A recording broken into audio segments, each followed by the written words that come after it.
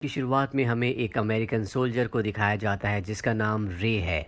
उसे एक rescue operation दिया जाता है जिसे वो बड़ी बहादुरी से और चालाकी से कामयाब कर लेता है। इसके बाद वो अपने घर जाता है जहाँ पर वो अपनी पत्नी से मिलता है। उसकी पत्नी उससे मिलकर बहुत खुश होती है और अब रे छुट्टियों पर अपनी पत्नी के साथ घूमने चला जाता है। जब सुबह वो अपने होटल में उठता है तो देखता है कि वहाँ पर उसकी पत्नी नहीं है। उसकी पत्नी ने वहाँ पर उसके लिए एक नोट छोड़ा होता है कि मैं सामान लेने के लिए बाहर जा रही हूँ। इसके बाद रे वॉशरूम में जाता है और तभी उसे शक होता है कि घर में कोई और भी है। जब वो बाहर निकलता है तो वहाँ पर कुछ लोग होते हैं जो उसके ऊपर हमला कर देते हैं और उसे इंजेक्शन लगाकर बेहोश कर दिया जाता है।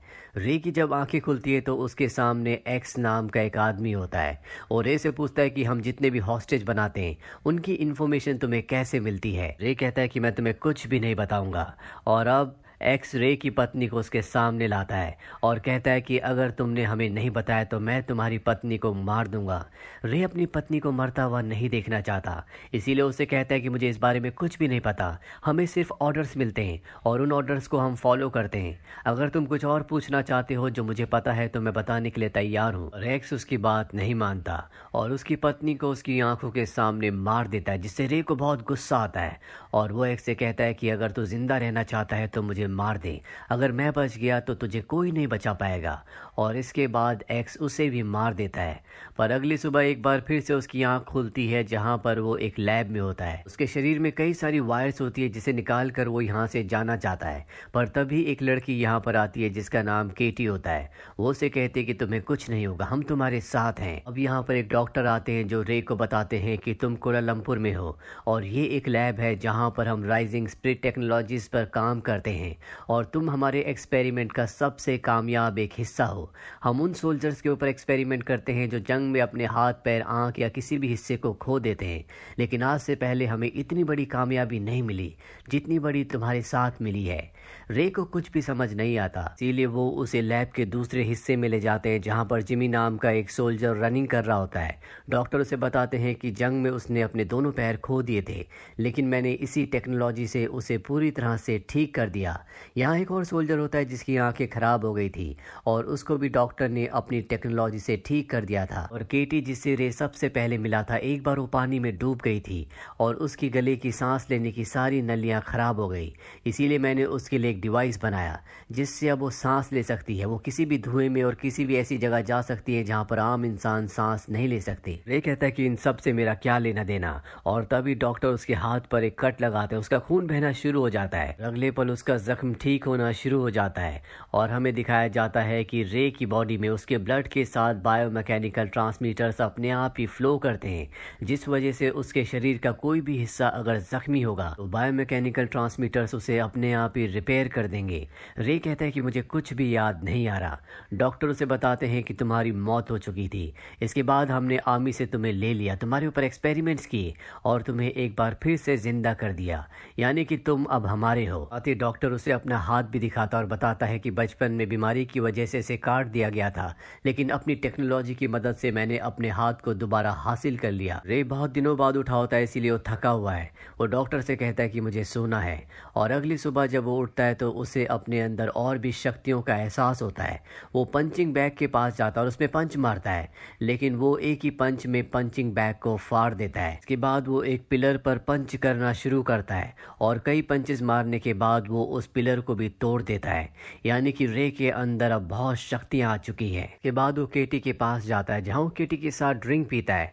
वहां पर म्यूजिक भी चल रहा होता है और ये म्यूजिक उस जगह भी चल रहा था जहां पर उसकी पत्नी को मारा गया था और रे को सब कुछ याद आ जाता है, इसीलिए यहाँ से अपनी पत्नी के कातिल को मारने के लिए निकल पड़ता है। डॉक्टर को जब ये बात पता चलती है तो वो उससे ऑनलाइन कनेक्ट होता है और उसे वापस आने के लिए कहता है। वो कहता है कि हमें पता नहीं है कि तुम्हारे अंदर कितनी शक्तियां हैं और वो किस तरह से काम करती है।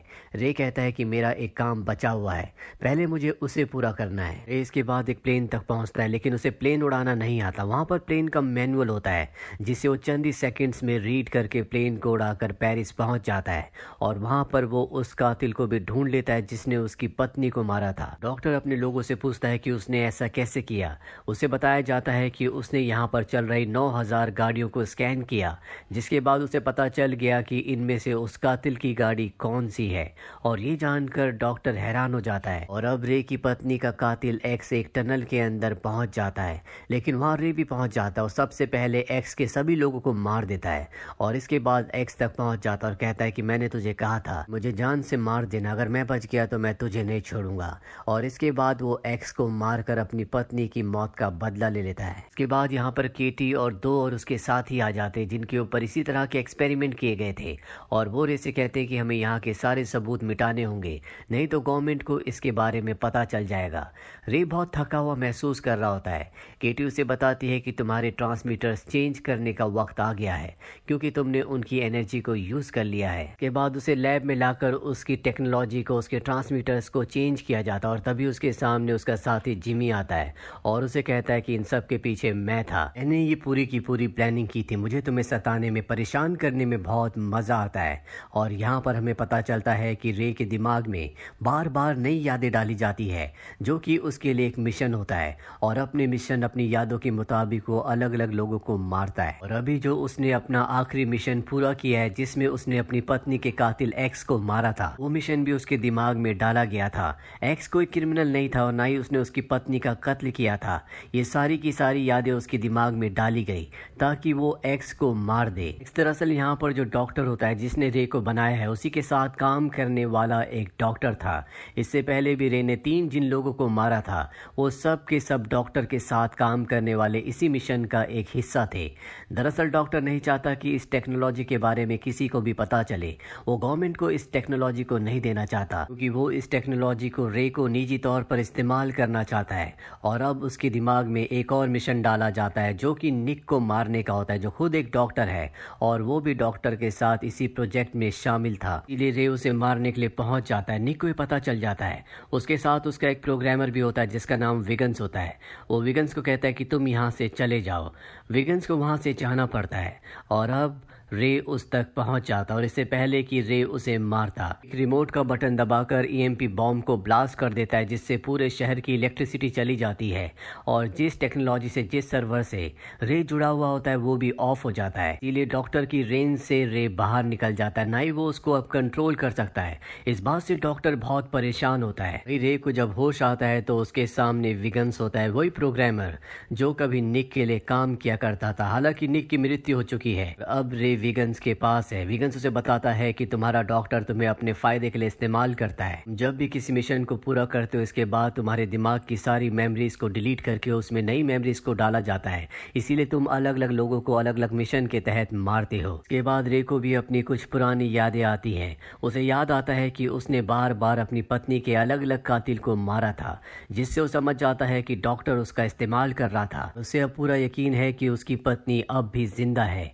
उसकी पत्नी की मौत की यादें सिर्फ उसके दिमाग में डाली गई थी, इसीलिए वो अपनी पत्नी के पास जाना चाहता है। विगन्स उसे कहता है किसी भी ऑटोमेटिक कार को इस्तेमाल मत करना, नहीं तो डॉक्टर को पता चल जाएगा कि तुम कहाँ पर हो। और अब वो मैनुअल कार से अपनी पत्नी के अपने पुराने घर पर पहुंच जाता है जहाँ पर सच में उसकी पत्नी जिंदा होती है, जिसे देखकर वो बहुत खुश होता है, उसे अपने गले से लगा लेता है। उसकी पत्नी उसे देखकर खुश नहीं बल्कि हैरान होती है और कहती है कि तुम मुझे खुद छोड़ कर गए थे। रे पूछता है कि मैं तुम्हें कब छोड़ कर गया था। वो कहती है कि 5 साल पहले। और अब रे पूरी तरह से कंफ्यूज्ड हो जाता है क्योंकि उसके दिमाग में इतनी पुरानी यादें नहीं थी। अब उसे समझ में आ चुका है कि डॉक्टर ने उसका इस्तेमाल किया है, इसीलिए वो किसी भी कीमत पर अब डॉक्टर का खात्मा करना चाहता है। डॉक्टर को पता चल जाता है कि उसे रे मारने आने वाला है, इसीलिए वो जिमी जिसके पैर रोबोटिक हैं और उसका दूसरा साथी जिसकी आंखें डॉक्टर ने बदली थी, उन दोनों को रे को मारने के लिए भेजता है। हालांकि रे अपनी जान बचाने की कोशिश करता है लेकिन वो रे को बेहोश करके एक बार फिर से लैब में ले आते हैं, जहाँ एक बार फिर से उसके दिमाग से हर एक याद को मिटा दिया जाता है और एक नए मिशन को डाला जाता है जिसके तहत अब उसे विगन्स को मारना होगा क्योंकि डॉक्टर के हर एक राज को विगन्स जानता है। पर केटी इसके खिलाफ होती है क्योंकि केटी, जिमी और इनका जो दूसरा साथी होता है वो इस मिशन में खुद अपनी मर्जी से आए थे, लेकिन रे ने ऐसा नहीं किया था। रे को जबरदस्ती इस मिशन में लाया गया था, इसीलिए वो विगन से मिलती है और उसके साथ तय करती है कि वो डॉक्टर को और उसकी पूरी कंपनी कहानी को हमेशा के लिए खत्म कर देगी। अब वो किसी भी धुएं में सांस ले सकती है। इसीलिए केटी अपने साथ स्मोक बॉम्ब डॉक्टर के सर्वर तक ले जाती है और वहां पर आग लगा देती है, जिससे उसका पूरा का पूरा डेटा हमेशा के लिए खत्म हो जाता है। वही हमें रे को दिखाया जाता है, जिसके पास जिमी और उसका साथी पहुंच जाते हैं और इन तीनों के बीच में एक भयानक लड़ाई होती है। रे इन दोनों के ऊपर हावी होता है क्योंकि उसके अंदर ज्यादा शक्तियां हैं और एक एक करके इन दोनों को खत्म कर देता है। और इसके बाद वो पहुंच जाता है डॉक्टर के पास। डॉक्टर उसके सामने होता है, उसके पास गन होती है, जिससे वो रे को कई सारी गोलियां मारता है। लेकिन रे के अंदर उसकी बॉडी में ऐसी प्रोग्रामिंग है जिससे उसकी बॉडी अपने आप ही हील हो जाती है, पर हील होने के साथ उसकी शक्तियां भी कम होने लगती है। वो डॉक्टर तक पहुंच जाता है और तभी वीगन्स को ये बात पता चल जाती है। वो रे को कहता है कि तुम्हें वापस आना होगा, तुम्हें लौटना होगा, तुम रुक जाओ, नहीं तो तुम्हारी सारी पावर्स हमेशा के लिए खत्म हो जाएगी, तुम मारे जाओगे।